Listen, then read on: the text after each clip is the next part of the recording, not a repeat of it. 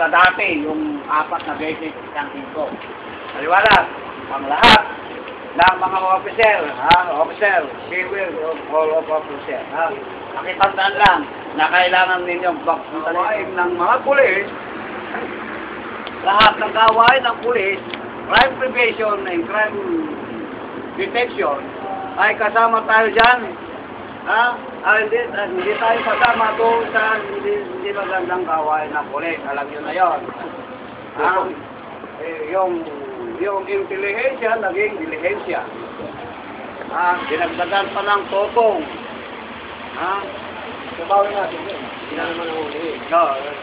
Tayo, hindi tayo mapapalit ng pulis na i-report natin. May violation yan. Fraud. Ito yan. Child abuse. Lalabas siya doon. Importante natin makuha yun. Kailangan natin mag-comply doon sa board of media. At kung makabuo tayo ng board of media, makakapasok tayo sa media talaga. Pero ibig sabihin, pwede kayo mag-seminar dyan. Bibigay ng seminar yan.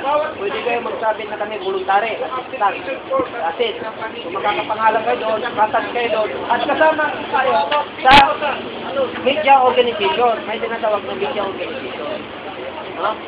So bawat grupo, pwede mag-participate doon unless na kayo ay qualified na requirement.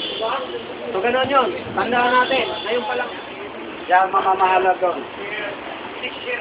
Ano ba ang kailangan ng isang good leader? Ano ba ang kailangan niya?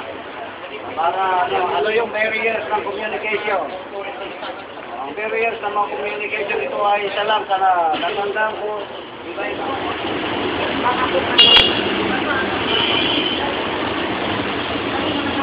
Oo, kasama na yan.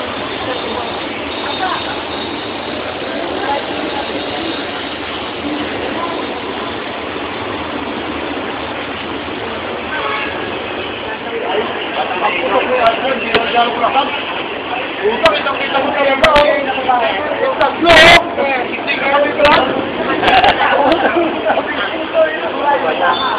Listen! Dalawa may tama.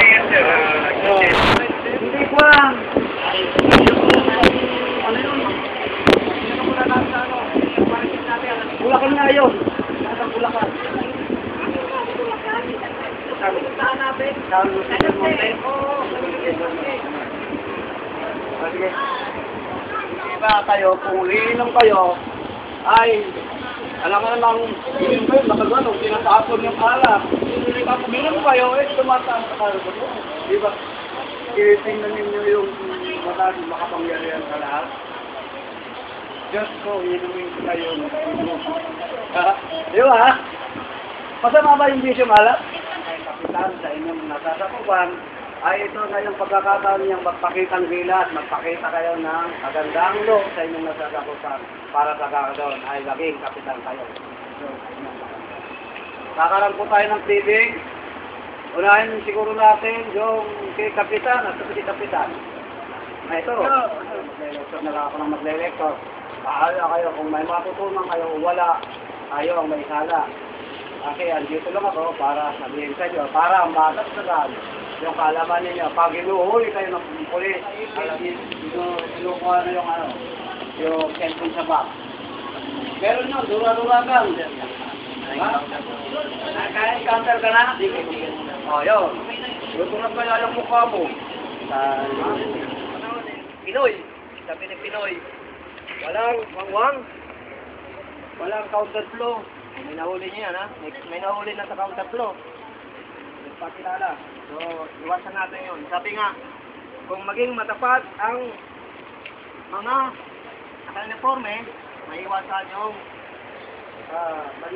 maiwasan yung kriminalidad at magiging tahimik ang ating bansa. Ganun lang naman yun. Siyempre, kung abusado yung uniforme, lalo pa kayo nakasibilyan. Sabi sa institution, mayroong soft-time power ang sibilyan. Kaya, ang isang community, pag malaki na, pwede magpatanggal, pwede magpatuskindi ng sibil. No? Kasi mayroong tinatawag na Sir, may lumabas ba kung milo? Meron ba? Kaya kulang na.